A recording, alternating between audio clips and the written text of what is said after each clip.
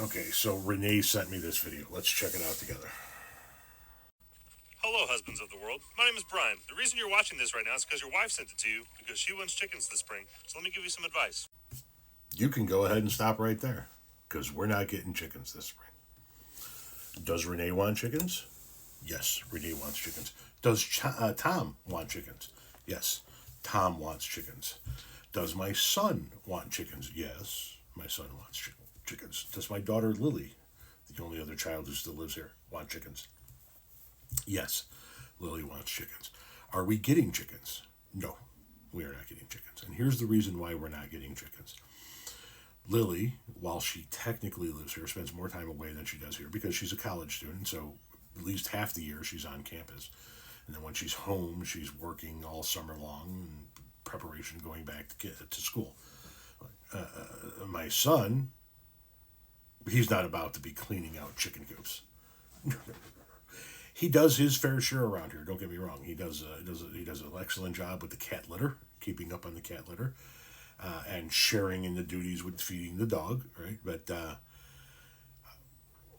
no, he's not doing the coop. And my wife is going to be really, really, really into it.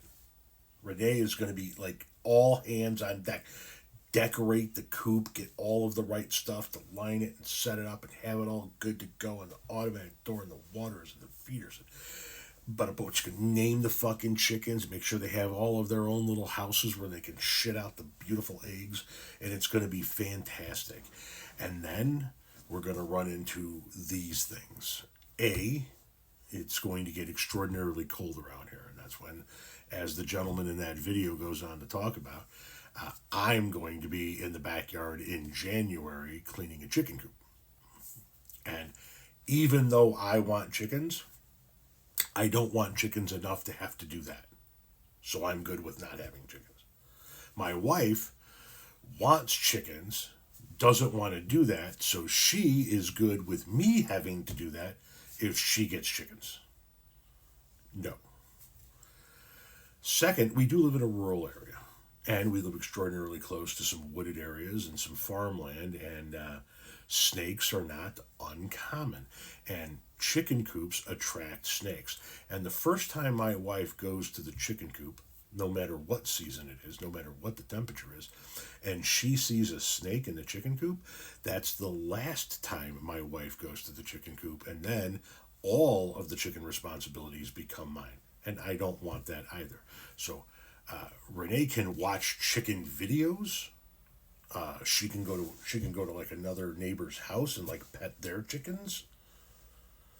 But no, we're not getting into chickens. We're not getting into chickens. We're not getting into. Here's the other reason.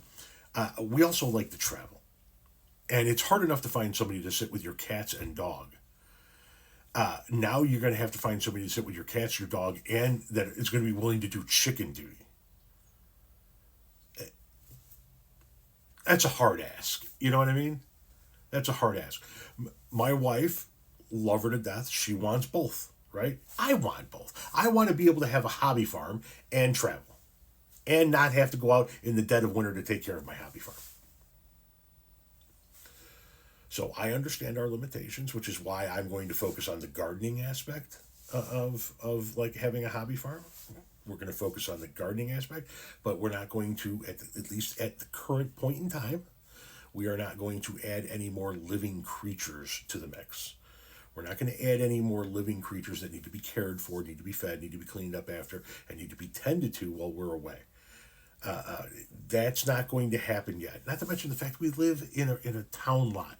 We don't live out in the country. We live in a town lot, so we can't exactly have a goddamn hobby farm. Like, the extent that we could have would be, I think, 3 or 4 chickens on our lot. And I think we could have some rabbits, and obviously we could have a robust garden. And that's it. Like, we can't have a little donkey out there. We can't have a couple of those goats that when you walk up to them, they go and faint. We can't have any of that shit, right? We can't, like, have that little patch of heaven farm. One milking cow just kind of walking through. No, that's not a thing. So